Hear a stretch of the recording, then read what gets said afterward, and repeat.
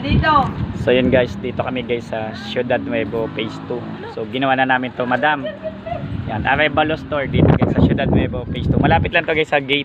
Yun ang gate ng Pwede pa shout out. Phase 2. Shout out daw, shout out to. Oh, shout out. Shoutout ya. Shout out sa mga nakikinig so okay na yung PC wifi nila.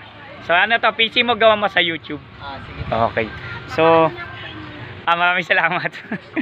So yung PC wifi ni madam ay sira yung coin slot. So bakit madalas ito lagi na to, pang tatlo na yata sa amin to na na coin slot yung nasisira kasi nga po yung pan niya Nag-iwan niya. Nag-iwan ng pera. Malapit. Hindi pa, malapit na. Mag-iiwan tayo pero lalakihan na natin. Ayan. Manihan ta. So yun. Sige, ingat kayo, ingat.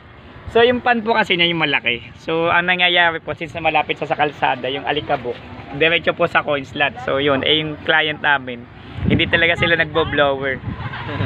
Hindi sila nagbo-blower ng coin slot. So ang tendency napupuno ng alikabok yung coin slot, so hindi na tumatanggap. So pang tatlo na to. So syempre si client di namin na siya masisi, busy din siguro, hindi na napapansin. Actually ito nakipag-struggle pa kasi binuhayan pa siya ng putakte. Nakagat pa ako sa daliri pero yan na natin siya. So okay na to, yun lang naman coin slot issue, replacement lang naman.